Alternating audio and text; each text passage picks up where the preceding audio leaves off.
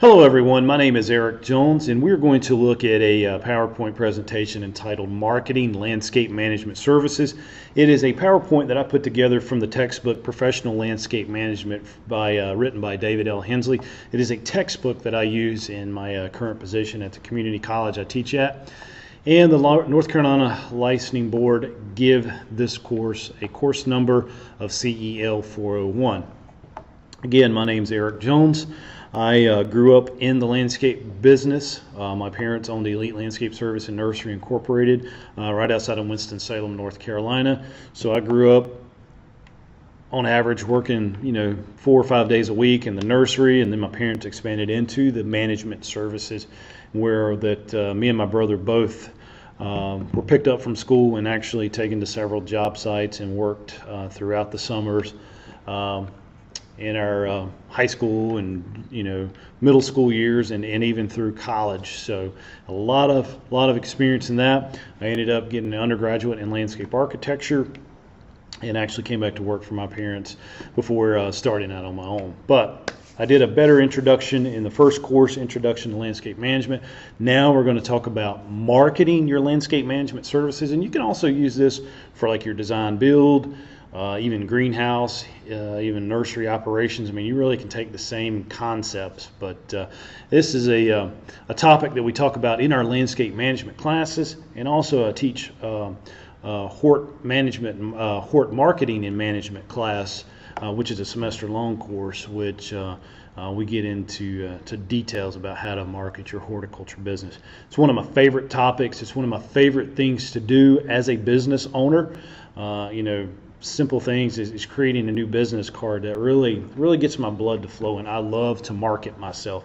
I like to brag upon myself, and I like having nice things with my company logo and things of that nature. And it's something that we should all take pride in. We should all take pride in our uniforms that we wear, the trucks that we drive, especially we got our logo on the side, neat, clean trucks. That is a moving billboard for us, is the trailers that we have, the trucks that we have, and the people that we employ. So we're going to talk about that. So hope you enjoy this course.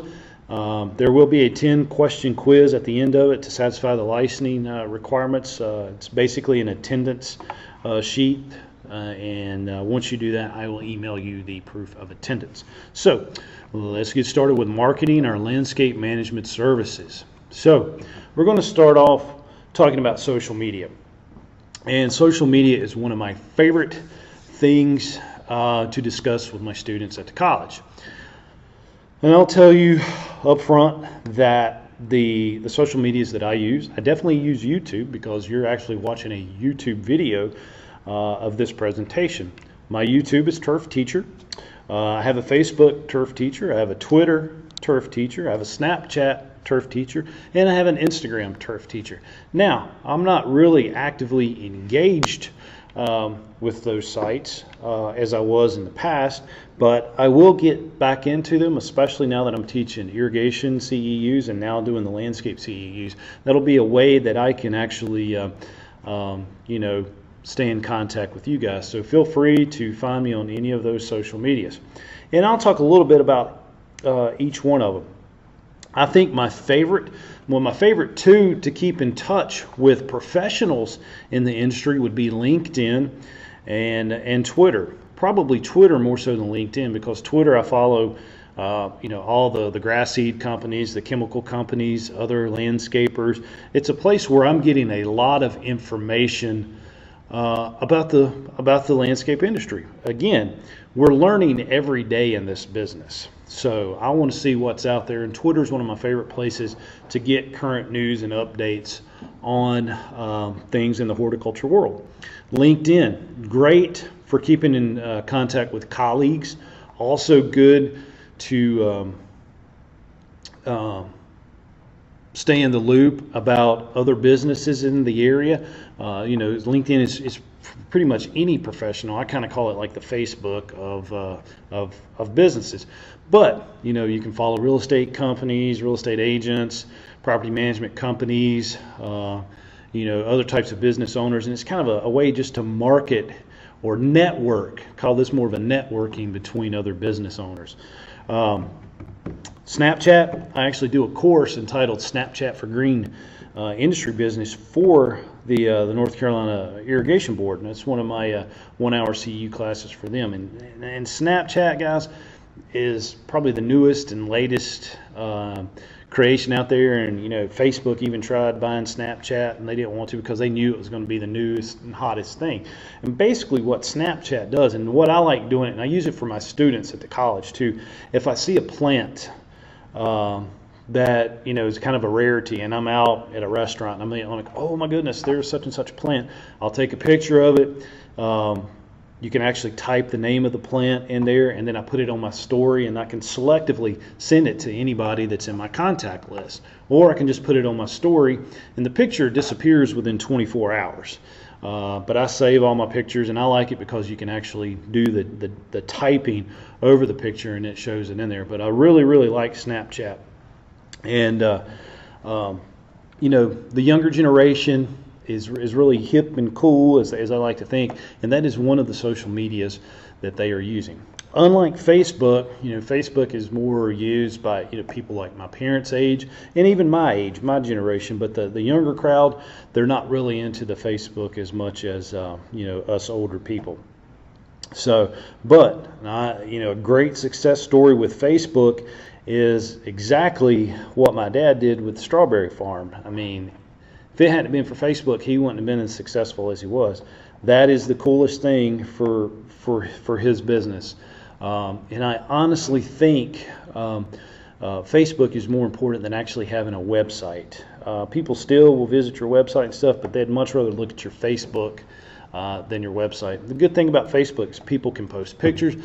When people are at the strawberry patch, they take pictures of their little 3-year-old daughter picking strawberries, and she's got a red face where she's ate a couple out there in the patch, and they tag the farm, and it just spreads like wildfire. And the next thing you know, hey, we saw our friends or our neighbors, they were at your strawberry patch, and we didn't know you guys were here, but thanks to Facebook we were able to find you. So I highly recommend a Facebook. I like Instagram. Instagram, again, is mainly pictures with small captions at the bottom. And the best thing about all of these social medias, you can interlink them. So you're not going to spend 30 minutes. You take one photograph and you have to put it on each site. No, you can actually like take your picture with Instagram, and it automatically posts to your Facebook. It automatically posts to your Twitter. It'll automatically post to your blog. Or your Yahoo site. So there's a lot of things that you can actually do with that. So guys, I highly recommend it, getting involved with the social media. And the best thing about it is that it's 100% free. It takes a little bit of time and a little bit of energy, and you've come up with this wonderful marketing plan by just using social media. And probably another thing that I would like, and something I probably would like to do for myself, is to actually do like a blog. We have a lot of customers out there, and especially they're hiring landscape companies, so they're professionals. They don't have time to work and things, but they're educated and they want to learn. So having a blog and actually just putting free information out there, you're not giving your stuff away. You're just telling them information. I like having a blog, and it's kind of like we used to do with a company newsletter. I would send out once a month with our billing a newsletter that my mom would stay on me hardcore about. You got to get the newsletter done. You got to get the newsletter done. And we would print them. They'd be about 4 pages long once a month, and she'd put it in with the monthly invoice statements. But it was basically kind of like a printed blog. Like, what am I supposed to be doing the month of March? What should I be doing in the garden? What should I be doing to my yard? Which types of plants should I be pruning right now? Or when's the best time to do this and that? So it was free information. And by us just giving free information, it created a lot of opportunities for us to sell jobs. People would call us, hey, we got your newsletter and it says that we should be doing this. Can you come out and take a look at this, and we'd like to go ahead and do it. So you can easily do that with your social media, and it just gets your name out there. So I highly recommend it. Highly recommend it. So again, my favorites, Facebook, I think is number one, probably in our industry. Twitter, and LinkedIn to find more information, kind of a learning tool. But Facebook and Snapchat and Instagram would be one way to get our names out there. And even YouTube. I like putting up the YouTube video, especially how to do something like, how to prune an azalea or something. Let that YouTube video could be put to your Facebook, could be put to your website. So you're just doing it once and it goes to all of your sites. So I'm a big fan of the social media network. The only downfall is you could have one bad message from a client, and that's going to spread worse than the good news. But it also gives you a chance to correct that and let people see how you respond to a situation. Example: strawberry patch. This just happened last week. I was mowing around the strawberry patch for Dad. He had left. My mom had left. I was mowing around it, and somebody came and said, I was the one that called about the strawberries. I was like, oh, okay. And Dad put on Facebook the gallons that we had picked reduced half price. So we sell them for $11 picked, and he was at $5.50 just to get rid of them because he didn't want to carry them over the next day. I didn't know this. I was mowing, so I went down there and took the guy's money, and he told me he didn't say anything to me. And that's what kind of throws it off. And I was like, all right, so you wanted 2 gallons, that'll be $22. Well, he gave me $22. Well, he goes back home and he puts on the Facebook page, was lied to by Jones Strawberry Farm. They said they were giving them away half price and I had to pay full price. Well, my mom quickly responded and said, Eric didn't know anything about it. We will refund your money. You can swing by this afternoon or tomorrow and we will refund you and let you have them free. People saw that we responded peacefully and in a happily manner, and they really appreciated that. But it was an honest mistake. We're humans. We're going to make mistakes like that. So, but the bad thing about it, a lot of that can be tracked. And the best thing about Snapchat, I think, guys, the pictures disappear. People want to see a picture. You take a picture of a newly landscape that you just installed, or a new waterfall, or new pond that you built, and you put that up there. It gets people to thinking, and it's easily gone. It catches people's attention, and you don't have to worry about typos or anything like that. Facebook, you got to be very careful about typing and not having an error message or anything like that. So again, I can go on and on and on about social media and how we can use it in our landscape management company. So marketing, landscape management services, business is up during the good times. So the bad thing, if there is a bad thing about the good times, is we're not concentrating on marketing or promoting our business. We've got all of this work, so we kind of set our advertising to the side, and then boom, all of a sudden business declines and we're hunting for work. That is the problem. When things are good, we're not worried about next year when things may be downturning. So it's just like now, we're in the month of May. I've always found out that the best times to advertise commercially for the Christmas decor franchise we used to have was in July. We did a special Christmas in July because we could give a discount to the people up front. We're sending out flyers, we're sending out postcards to these commercial properties, to the property management companies. They're calling us because they're working on their budgets anyway. And we can get in there and we could give them, a 10% discount if they went ahead and signed up in July and give us a down payment. Well, the thing is, we're not busy doing the Christmas lights in July. The grass has dried up a little bit, so we're not having to mow. Maybe instead of every week, we've cut it back to a week and a half every 2 weeks, those few months in there that it's dry. Or we're busy putting in irrigation systems because it's dry.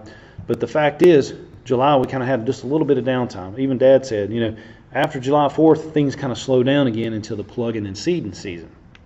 Just a little bit. But it gives us time to market the Christmas decor. Well, also in July, best time to market snow removal. It's crazy. You're about 6 months, but what it is, you're planning for the future.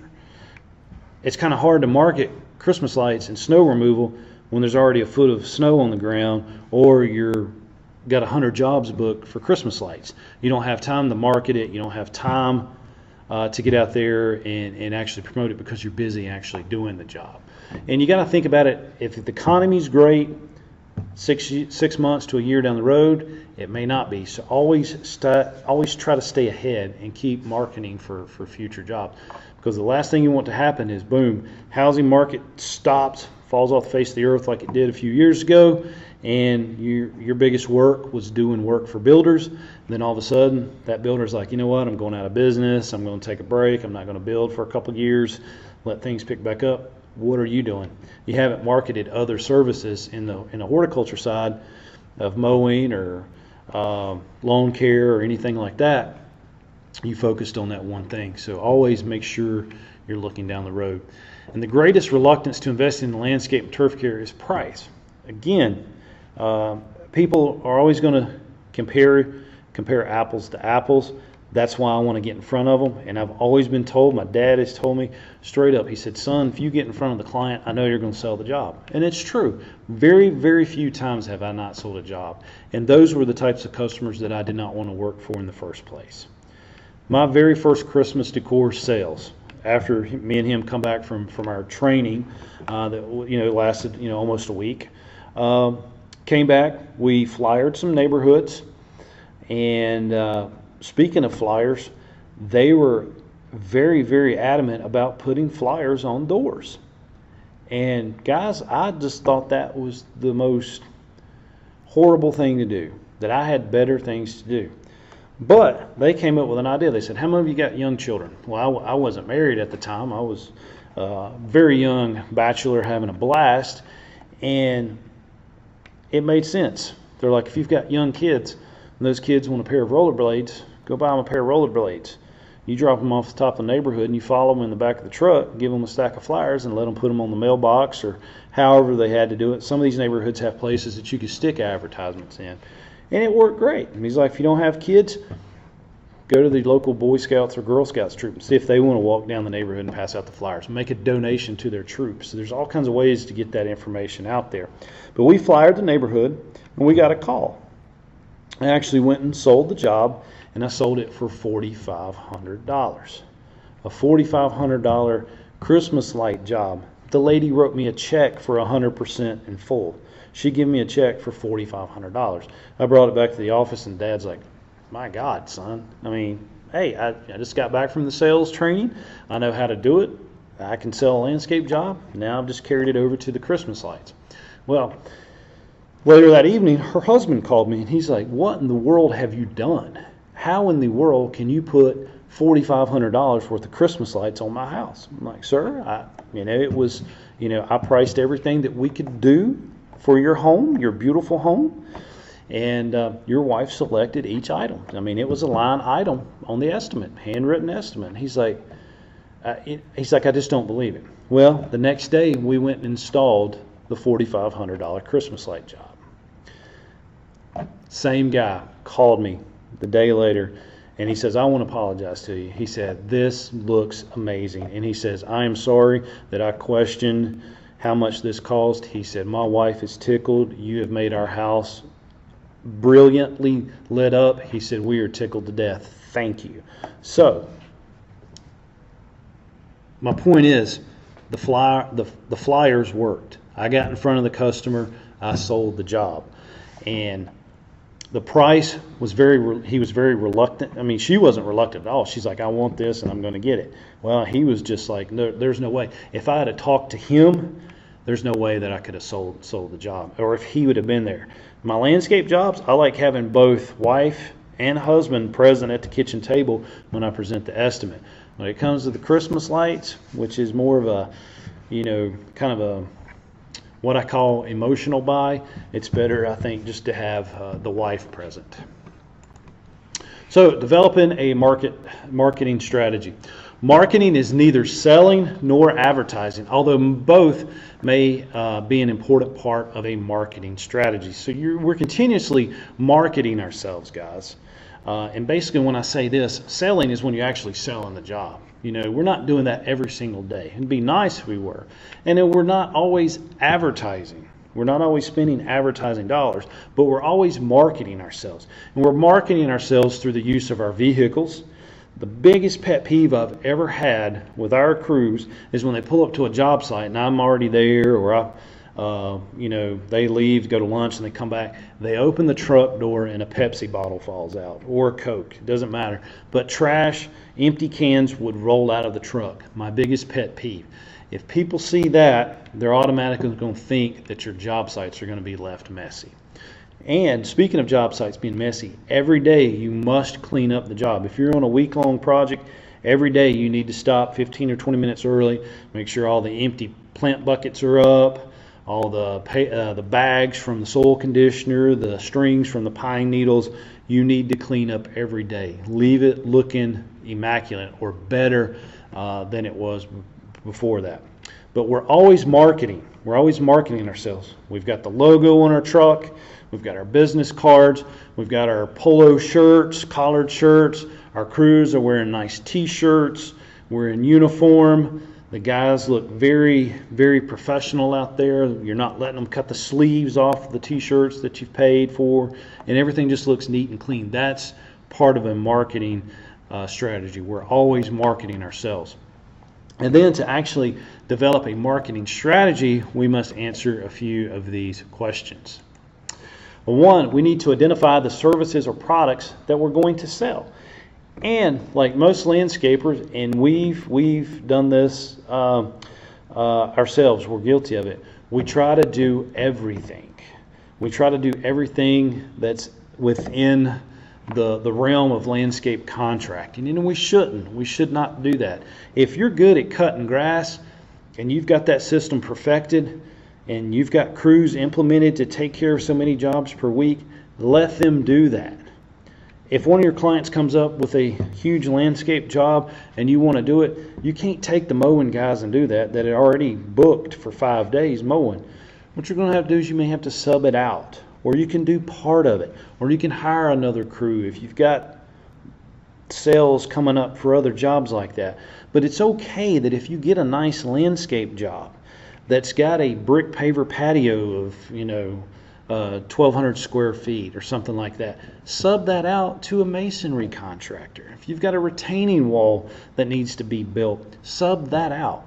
You can't be the plant expert and be the expert at laying walls. What I'm saying is identify what you want to do and become the absolute best expert at that, and then hire people to help you do that. You're still the actual general contractor of the job. Again, you can be the head honcho, but just sub out some of the things and focus on what you truly, truly love doing. And if that's installing the plant materials and doing the plant side of things, you can sub out your hardscapes. Identify and understand potential customers. Again, if you watched my lecture on Introduction to Landscape Management, my favorite client is the Crackerbox house on a postage stamp lot that I can cut the grass for $20. I would soon cut them all day, every day, and you don't have a problem with it. All they do, they won't call you for some of the smaller things that the high-end customers will do. But you go in, you're in and out, you're there 5-10 minutes maybe, and you cut it for $20, and you're cutting, let's say, 4 or 5 an hour, and you're charging that $20. I mean, as long as you're making $100 an hour, you should be fine. And that's with a 1 or 2 man crew. And you're in, you're out, or you pull in the neighborhood and you cut 50 or 60 of those in a day, and the truck never leaves. They stay in the neighborhood. That's my favorite customer. Well, wherever you live, you kind of know where these neighborhoods are. You've got to identify that and understand those customers. You need to identify your competitors. Well, how many other guys are cutting yards in that same type of neighborhood? Or if you're going after the high-end market, how many guys are doing that? Well, today, look how many landscapers there are. We see a new landscape company every day, it seems like. You hear of layoffs, people start cutting grass. And the poor cops and firefighters and paramedics, EMS people, they have to cut grass on the side to make ends meet, which I think is totally unfair. Those guys should be paid enough that they can enjoy their days off. They risk their lives for us every day. They shouldn't have to be out having part-time jobs to make ends meet.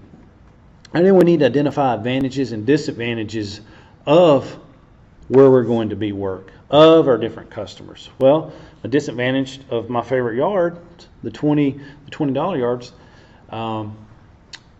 people may be a little bit slower to pay. The disadvantages of the bigger homes is you're going to get your money. It may be a little delay, but they may be a little bit harder to work for.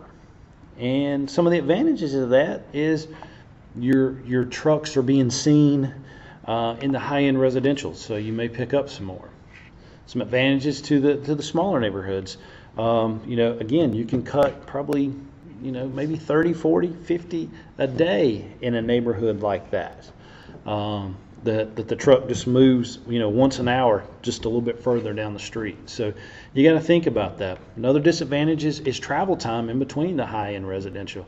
And what I've seen a lot with landscapers is that I've had guys call me and they ask me and they're like, yeah, I've got all of the Burger Kings in North Carolina, or or in a certain area, and they're like, I'm driving from here and I'm driving to there, and then I've got to drive over there, and I'm like, man, if I was to win a contract like that, I would be subbing it out to different people.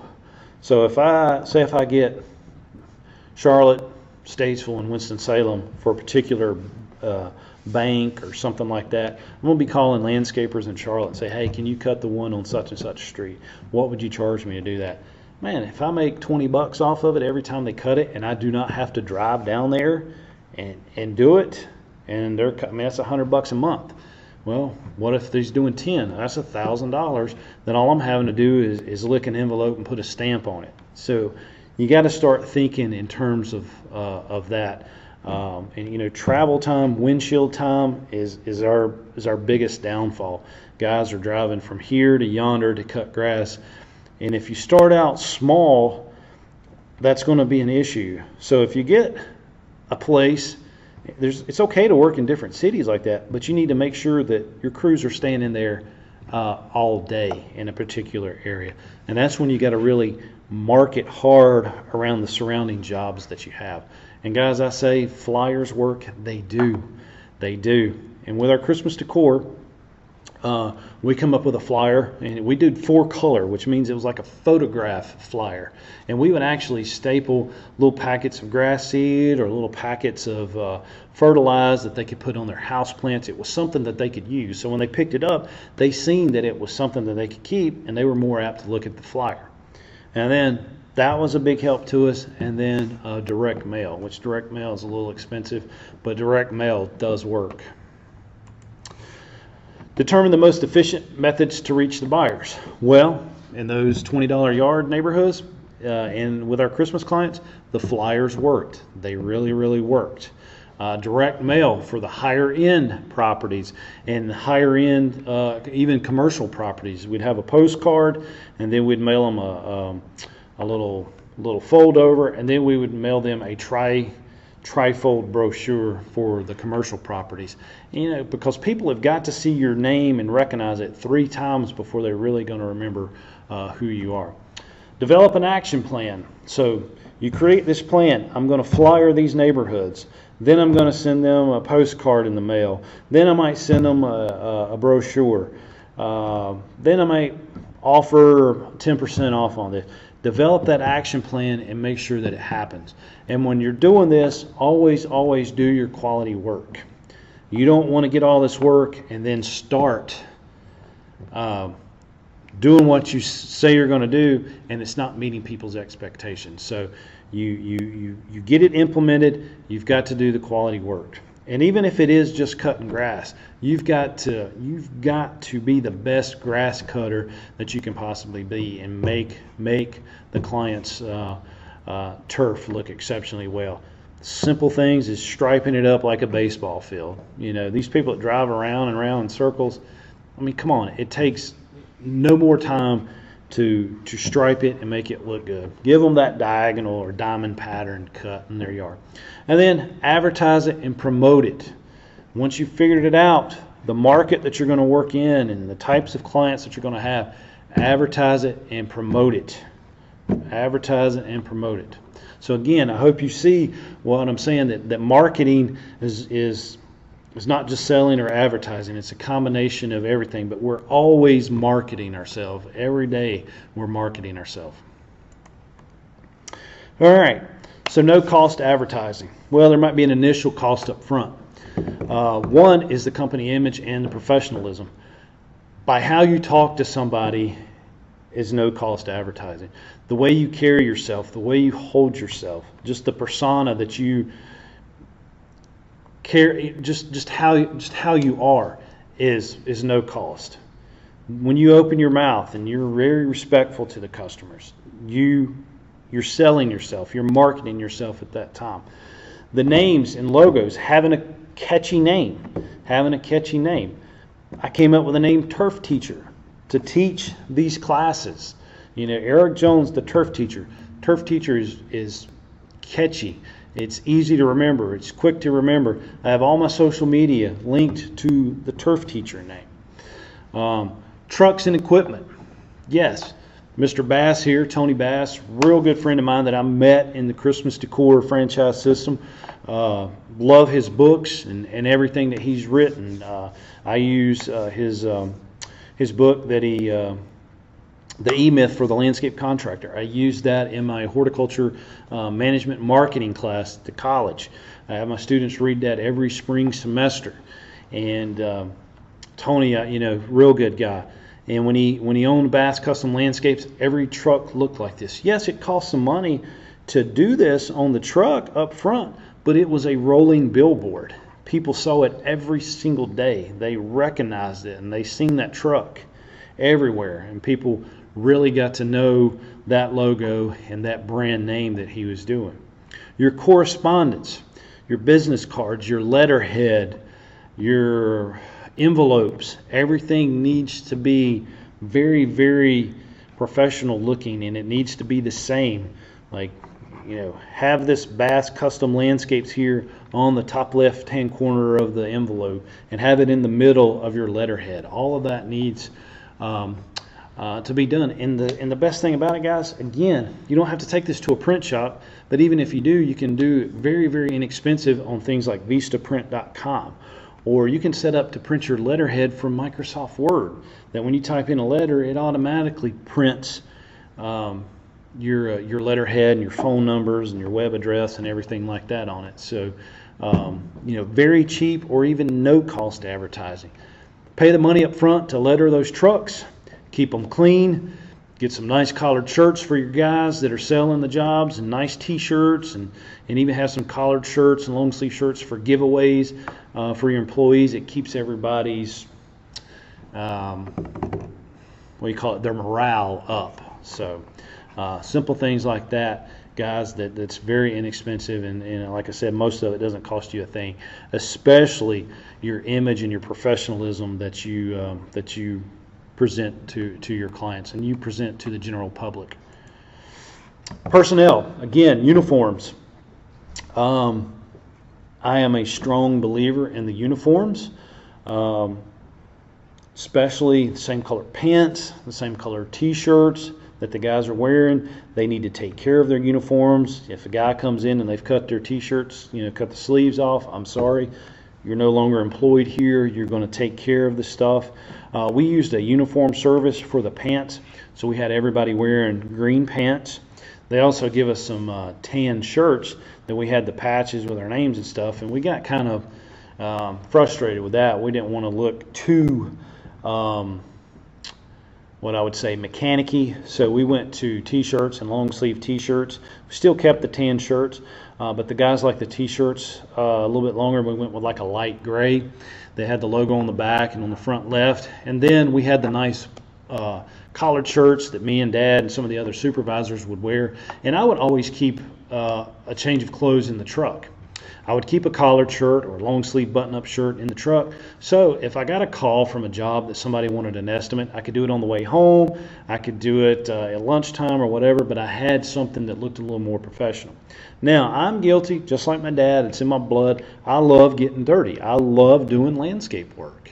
And especially if I'm doing an irrigation job, I'm going home. I'm going home with blue glue and purple cleaner all over my hands, My shirt's got it all over me. I'm muddy where I've been upside down in a trench and I've gotten wet and then I've had to lay on the ground. I get dirty. It's what I love doing. That's why I'm an Army medic. I am with the infantry. We love to get dirty. And it's in my blood. I can't help it. But I would keep a change of clothes in the truck so I could go and be that businessman marketing and selling our company. And our appearance and our demeanor.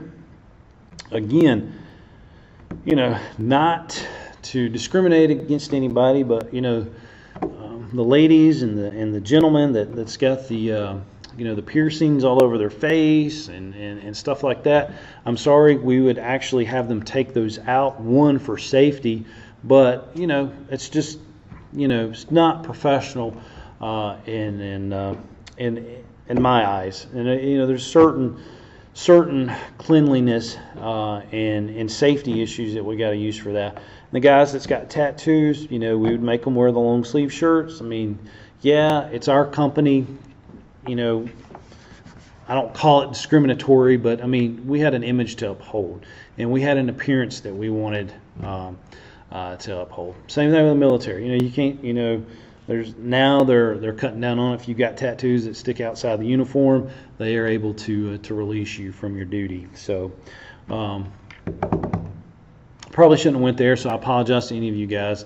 I do personally. I like tattoos, but I'm not going to show them in public. And recruitment, personnel.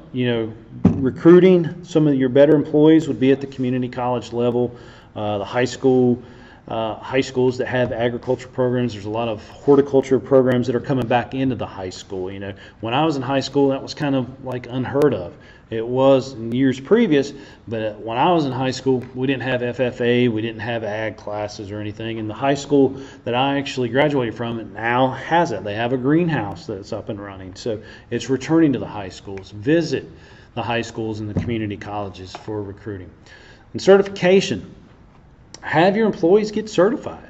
I think one of the biggest certifications that really looks good in our business is the certified arborist.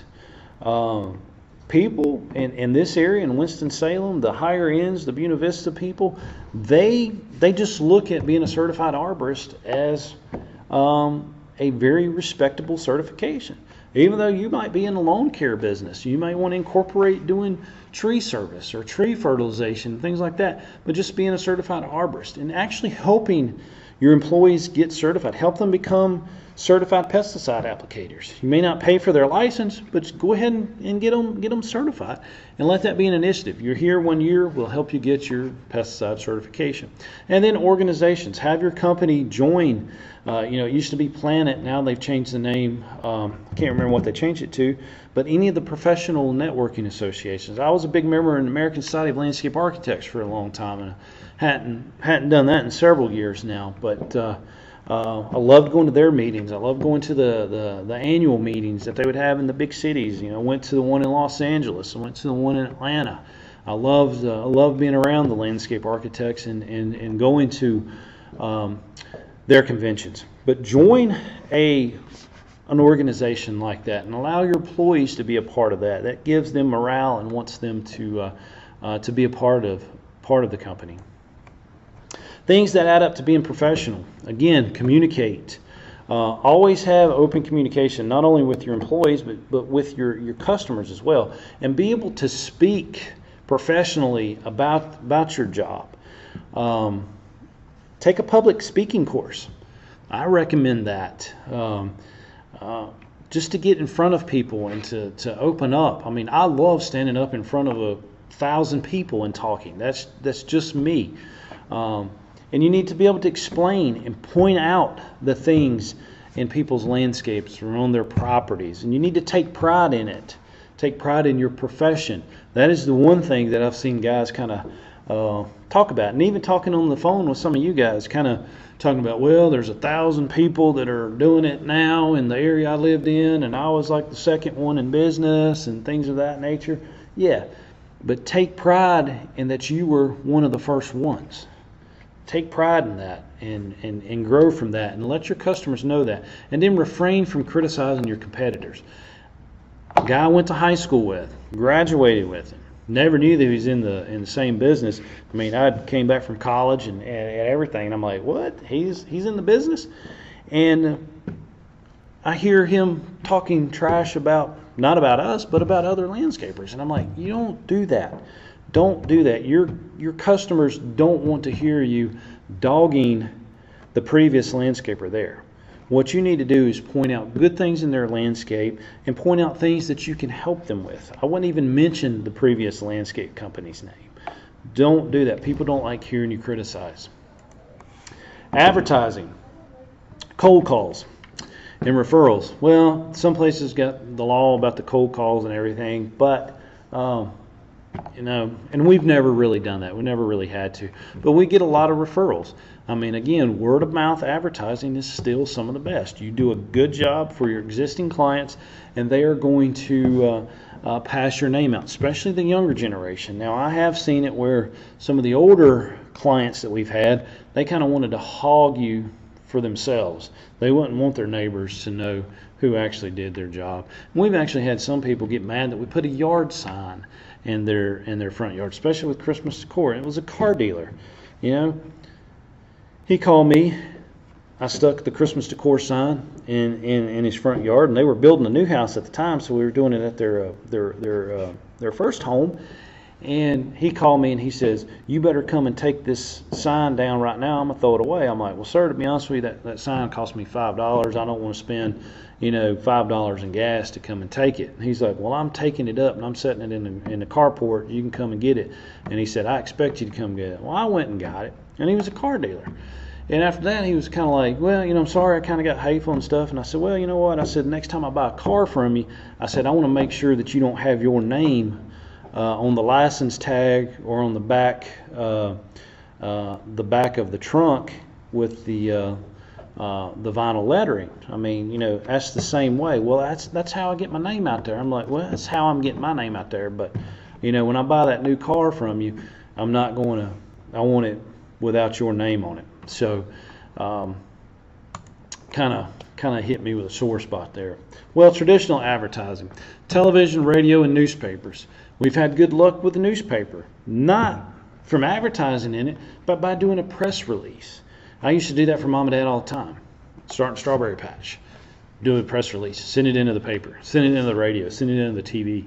We just bought a Christmas decor franchise. Do a press release, send it to those. They want to come out and do stories free of charge.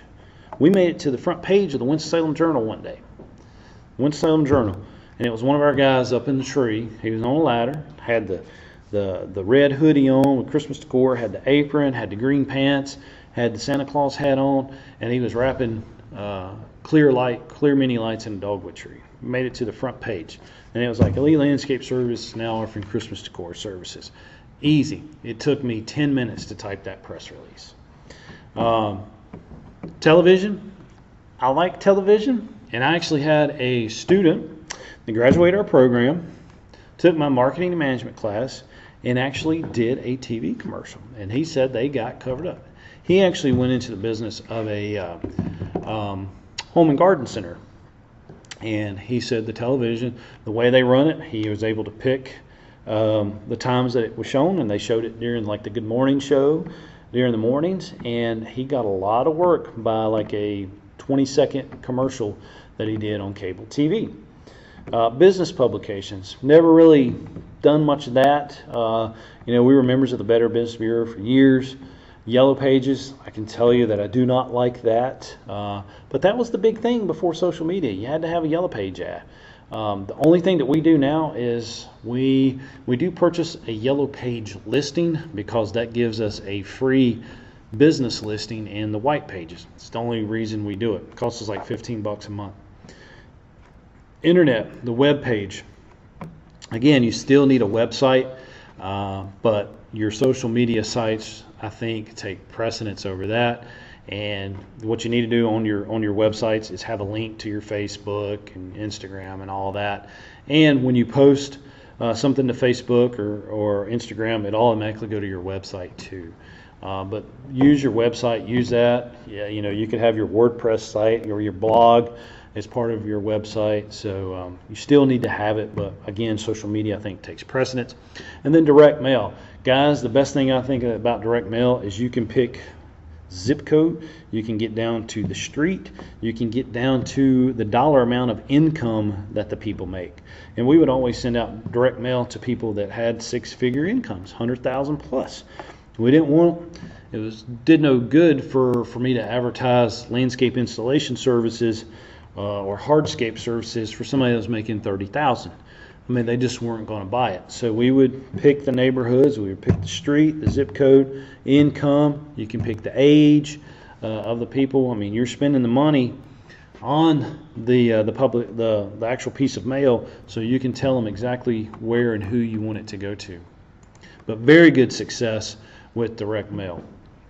Newsletters. Again, I used to do one a month for my parents. We called it Elite Echoes. For Elite Landscape Service and Nursery. And then, your full-time or part-time salespeople. Well, with the Christmas decor, it was good to hire part-time salespeople. They were needing a little extra money for the holidays and things of that nature. And it was such a precise system on installing the Christmas lights that we could really teach that to anybody fairly quick, and they were able to go out and do some sales for us. And then have a company resume or profile.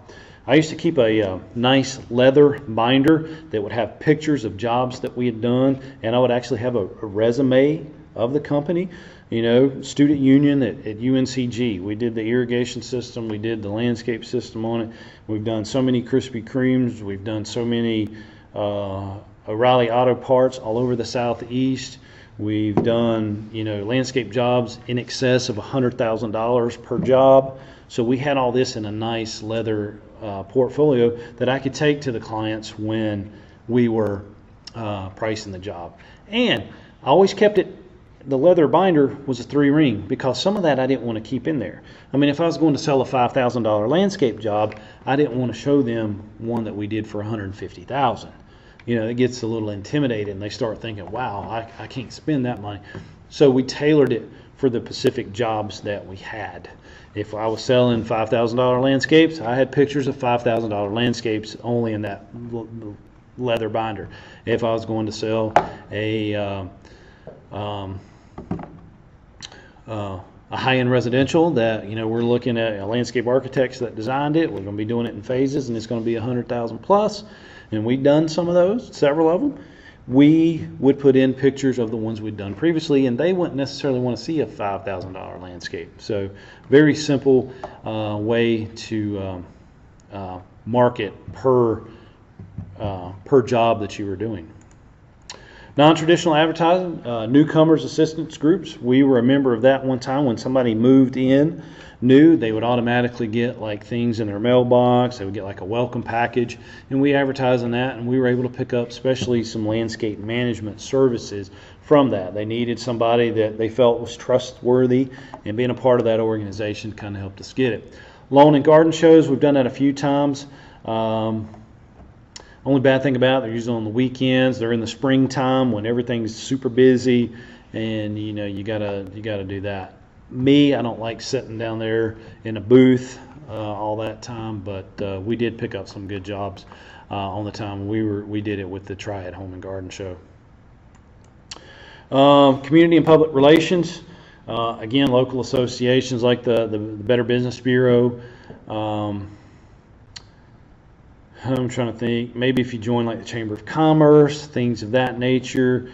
Any types of awards that you get, like we always still do, even though Dad doesn't have a Christmas decor franchise, he still decorates the Ronald McDonald House every year at no charge to them, because when we had the franchise, it still had the same lights, still had the same garland. He's like that. Those people touch me. He said, I believe in what they're doing, and he said, if I can bring a smile to a family's face who's kids in the hospital, he said, I'm going to do it. And he'll take his landscape employees and they'll go over there and they'll spend a couple of days decorating the Ronald McDonald House, and he doesn't charge them a dime. And he gets publicity from that because the people that work there always tell him, say, you know, Orville Jones with Elite Landscape Service does this. And, you know, he picks up jobs here and there from it. And we used to do the news releases for it, especially when we had the franchise. And they would come out, and again, they would do a story on us. And then you have things like the Better Business Bureau, which is good to be a part of. Expanding your market niche and add-on services. And these are some of the ones that I kind of picked up, and more than likely most of you are doing a lot of these, especially landscape renovation. But I think if you specialize in actually redoing people's front foundation plants, there's a niche for that. You've got older homes, and you know people are wanting to remodel, especially when the buying the property and fixing it up and reselling it, redoing that front foundation and giving that curb appeal a new pizzazz. That is a niche. Same thing with seasonal color. I know people that actually just grow annuals and install and maintain the annual beds for their own clients and for other landscape companies. It is a niche that these people are making good money at. Turf aeration, again, we're all doing that, especially in the landscape management services. And then even athletic field maintenance, maybe specializing in that and getting the types of mowers that you need for that would be a good thing. And then again, water features. Me, I want to stay away from them. I love being in the water. I love the ocean. I love the pool. But I just don't really want to do koi ponds or fountains or anything like that. I try to limit my headaches and just having just too many bad memories of having to go and work on a koi pond or actually go and fix a water, a little waterfall and stuff that we done. Just not want to do that again. Snow removal. You know, I can't count how many miles of sidewalk that I have shoveled, even here in North Carolina. We either have a warm winter or we have a cold winter where we get a lot of snow. And I'll tell you with the snow management, we joined an association called Northwest Snow Management where we took care of BB&Ts, Wachovias before they became Wells Fargo, had the CVSs. So we did that with a bunch of other landscapers underneath a guy out of Indian Trails, North Carolina, Northwest Snow Management. Did that for years with those guys. And then I remember one bad winter that we had. The city of Greensboro got like 12 or 14 inches. We only got like 6 or 8 in Winston. And this was before we were part of Northwest. But we took care of the properties that we had here, and we finished up about lunch. And I went back to the office, and I'm like, Dad, we need to start calling some of these property management. Well, I created a flyer really quick in Microsoft Publisher. And I went through the phone book, and I started calling these people. And I started finding emails, and I emailed that brochure or that little flyer, and I had it where I could took the paper cutter and split it down the middle. And then I had it in electronic form. If the property management company had an email address or website, I found their emails and I emailed that to them. And then I started calling people. Our phones blew up. We got so much work in Greensboro that we went down there and stayed for about 4 days. You know, sleeping in the truck, eating fast food, things of that nature. So, and that was back when there wasn't too many people doing it. So we hit it hard and heavy, and we made a lot of money. Tore up some trucks too. But that is the one thing that I will never do again. I am done with snow removal. I missed too many days playing with my little girls. I got 3 daughters. I missed too many days playing in the snow with them, and I said I'm never doing it again. And then again, holiday decorations. I absolutely loved being a part of the Christmas Decor franchise system. Still wish we had it, but you know, we took the business in another direction. But that was fun. People enjoyed us coming out working. They were happy to do this. It was kind of like an emotional buy. It's kind of like people spending money at a wedding. They're going to get those pictures. They're going to get that good food for their daughter's wedding. Well, people want to decorate their house for Christmas, especially if mom and dad's coming in for the holidays. And then there's other opportunities, and you guys may have know of a lot. We have a teacher here that teaches for us. She has a landscape design business, and she stays extremely covered up by hand drawing plants. And then franchising. Again, we had the Christmas Decor franchise, and then there's other things such as U.S. Lawns, and then Weed Man. And if you watch my Intro to Landscape Management lecture, I talked about a friend of mine that lived in Georgia. They had both the Christmas Decor and the U.S. Lawns franchise, and he kept them for, I think, maybe six 6 years, maybe 7. I don't know, it may have just been 5. But he'd never cut a blade of grass in his life. He'd never wrapped any lights in trees. He was a suit and tie guy, but he bought these franchises, and he was in Atlanta, and he built them up so quickly that he was able to sell them and make a good profit. So there's nothing wrong with doing that. And the good thing about franchising is that it also they help you with your marketing strategy. I mean, Christmas Decor had a brand. U.S. Loans has a brand. Weedman has a brand. All you're doing is purchasing that franchise and implementing what they already have. Now, who's to say, you can own a franchise, especially for doing the lawn care side, and you run a Weedman franchise. You can still have Eric Jones Landscaping that does installations. I mean, so you can have both. You don't necessarily have to just run it all underneath their type of underneath their name. You would if you're actually just doing lawn care, run it underneath Weedman, but you could still have part of your company that's not using the name Weedman that is doing landscaping and other services. Handling customer complaints and keeping your clients. This is a chart taken strictly out of the textbook that I use. Why do customers go to another lawn or landscape management firm? Now look at the number one reasoning, 68 of them. Indifferent attitude to the customer by employees. I can guarantee you that employee is going to be fired when he comes in that afternoon. You are not going to backtalk my customer that I've spent my money on advertising for and taking the time to land that customer as a client. You are gone. You will respect them and you will say, yes, sir, yes, ma'am, no, sir. Let me get Eric on the phone and let him handle this situation. Not going to happen. This is not going to happen at our company. Dissatisfied with the service, 14. More competitive price, 9. Other relationships, 5. And we've all had that. My nephew started a landscape company business, so I'm going to have to let you go. There's nothing you can do about that. That's not your fault. That's them trying to help their family. Relocation, people moving, and then death, 1. Now, we worked for a retirement community. We had it for 18 years. We took care of the whole property.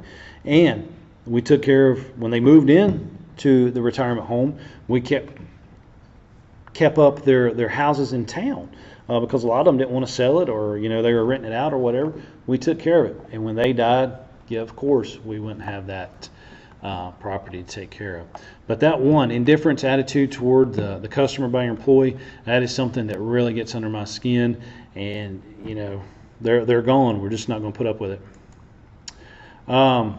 Service keeps customers. Residential and commercial clientele demand good service. Service is the only commodity that landscape management firms offer. Customers look for measurable standards. So we need to have 0 errors in our orders and paperwork. It needs to be streamlined. On-time performance. Be on time 100% of the time for appointments or scheduled visits. Quick resolution of problems. Clients expect company to correct the problems. Satisfaction depends on the time required to fix the problem. And then the concern. Clients deserve genuine concern and care. They are paying for it. A few positive strokes can go a long way. I can smooth over about anything that comes up. I can have a client cussing me out on the phone, and by the time I get to their house and fix the problem, I have them laughing and eating out of the palm of my hands. I do. I'm good with people. That's my Navy experience. That's my Army experience. That's just me selling for my parents. I love to sell, and I love working with people and dealing with the general public. The honest answer to a problem. Be truthful. Clients want honest, enthusiastic answers to questions or problems. I don't know, but I'll find out works better than any line. And it's okay. I told you, there is no way that one person in this industry can know everything about the whole green industry. It's not going to happen. Not going to happen. If that person exists, please let me know, because I want to go and shake his or her hand. A positive attitude when curing a mistake. No problem. It was our fault and we'll take care of it. Bad attitudes lead to more bad attitudes. Again, you're never going to see me have a bad attitude, especially with the client. And then when I'm wrong, I'm going to admit it. That's the alpha male in me. If I do something wrong or my company does something wrong, I'm the first to say, I'm sorry, let me fix it and move on, and let's not discuss it ever again. Spontaneous and flexibility. Key employees and management must be flexible to handle minor problems and adjustments on the spot. So if your crew leaders out there and it's a simple fix, they need to be able to fix it instead of calling you or calling the office and having somebody else go and fix it. They should be able to handle that. And that wraps up the marketing your landscape management services. Hope you guys and gals learned a little bit from this, and I will see you in the next lecture. Thanks.